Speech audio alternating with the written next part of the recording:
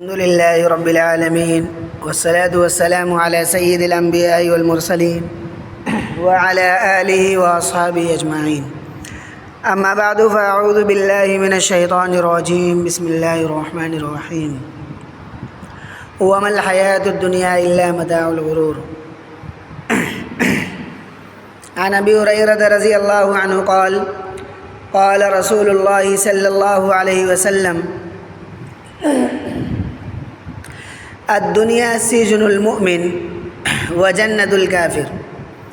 حضرت ابو ہریرہ رضی اللہ عنہ سے مروی ہے، رحمت عالم صلی اللہ علیہ وسلم نے فرمایا کہ دنیا مومن کے لیے قید خانہ ہے اور کافر کے لیے جنت ہے.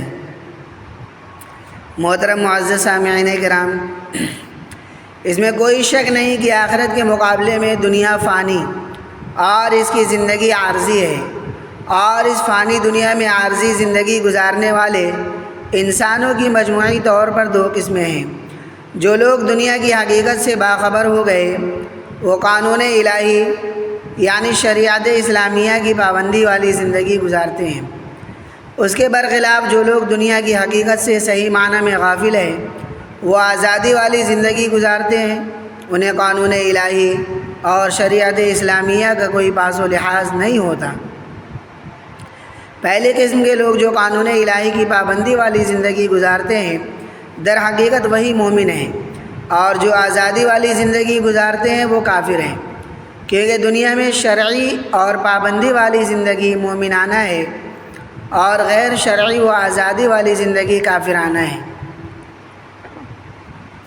اسی وجہ سے حدیث پاک میں بڑی جامعیت کے ساتھ دنیاوی زندگی کی حقیقت بیان کرتے ہوئے اس کو سجن المؤمن و جنت الکافر فرمایا گیا کہ دنیا مومن کے لیے قید خانہ اور کافر کے لیے جنت ہے. علماء محدثین نے اس حدیث کی جامعیت کو سمجھاتے ہوئے فرمایا کہ دنیاوی زندگی کو مومن کے لیے قید خانہ سے جو تشبیہ دی گئی ہے اس کی کئی وجوہات ہیں. مثلاً پہلی وجہ یہ ہے کہ جس طرح قید خانے میں قیدی قانون کا پابند ہوتا ہے، اسی طرح مومن دنیا میں قانون الہی کا پابند ہوتا ہے. فرق یہ ہے کہ قیدی جو قانون کی پابندی کرتا ہے وہ اس کی مجبوری ہے، جبکہ مومن قانون الہی کی جو پابندی کرتا ہے وہ مجبوری کی وجہ سے نہیں بلکہ اپنی مرضی سے رضائے الہی حاصل کرنے کی غرض سے کرتا ہے.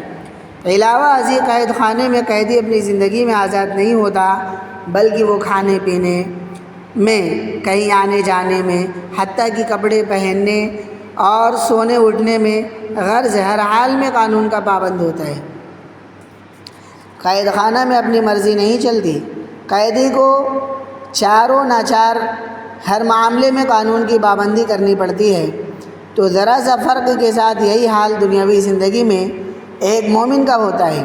وہ دنیاوی زندگی میں شرعی حدود و قیود کا پابند بنایا گیا ہے. فرمایا وَمَا آتَاكُمُ الرَّسُولُ فَخُذُوهُ وَمَا نَهَاكُمْ عَنْهُ فَانْتَهُوا. آیت کریمہ میں حق تعالیٰ نے اپنا ایک قانون بیان فرما دیا، اور رسول جو کچھ تمہیں دے وہ لے لو اور جس چیز سے منع کرے اس سے رک جاؤ. اس قانون الہی کی پابندی کی وجہ سے وہ آزادانہ زندگی نہیں گزارتا، اس لیے فرمایا الدنیا سجن المؤمن.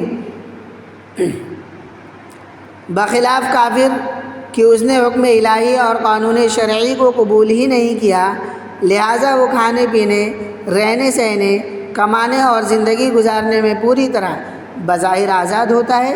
لہٰذا یہ دنیا کی آزادانہ زندگی اس کے حق میں جنت ہے. اس وجہ سے فرمایا وجنت الکافر.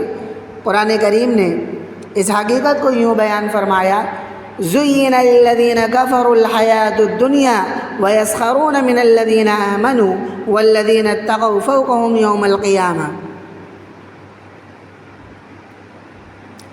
جن لوگوں نے کفر اپنا لیا ہے ان کے لیے دنیاوی زندگی بڑی دلکش بنا دی گئی ہے اور وہ اہل ایمان کا مذاق اڑاتے ہیں، حالانکہ جنہوں نے تقوی اختیار کیا وہ قیامت کے دن ان سے کہیں زیادہ بلند ہوں گے. یہ دنیا کافروں، فاسقوں اور شریروں کے لیے جنت ہے، کیونکہ انہوں نے حکم الہی اور قانون شرعی سے اپنے آپ کو آزاد رکھا ہے، جبکہ مومن اس کا پابند ہوتا ہے۔ اس لیے مومن کے لیے دنیاوی زندگی قید خانہ اور قید خانہ عیش و عشرت اور حشمت کی جگہ نہیں ہے۔ محترم حضرات، پھر یہ بھی حقیقت ہے کہ جو مومن دنیاوی زندگی کی حقیقت کو سمجھ کر نفسانی خواہشات کو ربانی مرضیات پر قربان کر دیتا ہے، وہ ہر حال میں اپنے خالق کی مرضی کا خیال رکھتا ہے، اس کے ہر حکم کا پابند رہتا ہے، تو اس کا خالق و مالک اس کو دنیاوی پابندی کے نتیجے میں اخروی پابندی سے نجات عطا کرتا ہے، کیونکہ حق تعالیٰ نے مومن کو دنیا کے قید خانہ میں کسی گناہ کی سزا کے لیے نہیں بھیجا، بلکہ اس کے کمالات ظاہر کرنے اور درجات بلند کرنے کے لیے بھیجا ہے۔ جیسا کہ سیدنا یوسف علیہ السلام کے ساتھ معاملہ ہوا، حق تعالیٰ نے بھی مومن کے لیے دنیا کو قید خانہ اس لیے بنا دیا تاکہ اسے آخرت کے قید خانہ سے نجات مل جائے۔ اس کی تائید اس حدیث شریف سے ہوتی ہے جس میں فرمایا گیا لیس علیہ عذاب فی الآخرہ۔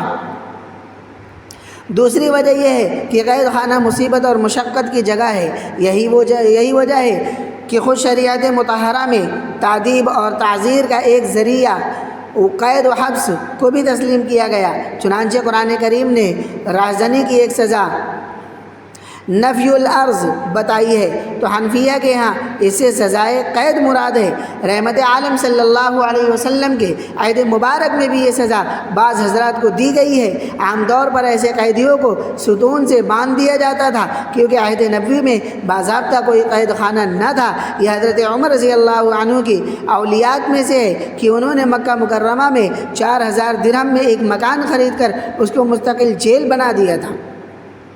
غرض قید خانہ مشقت اور مصیبت کی جگہ ہے، تو جس طرح قید خانے میں قیدی کو قید و بند کی اور طرح طرح کی صعوبتیں برداشت کرنی پڑتی ہے، اسی طرح مومن کو بھی خصوصیت کے ساتھ اس دنیا میں طرح طرح کے مصائب و شدائد کا سامنا کرنا پڑتا ہے۔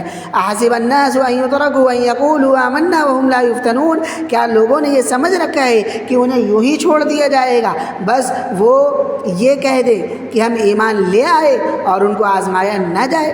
یعنی دنیاوی زندگی میں دعوی ایمان کے بعد اہل ایمان کو مختلف حالات و مصائب سے گزرنا ہوگا۔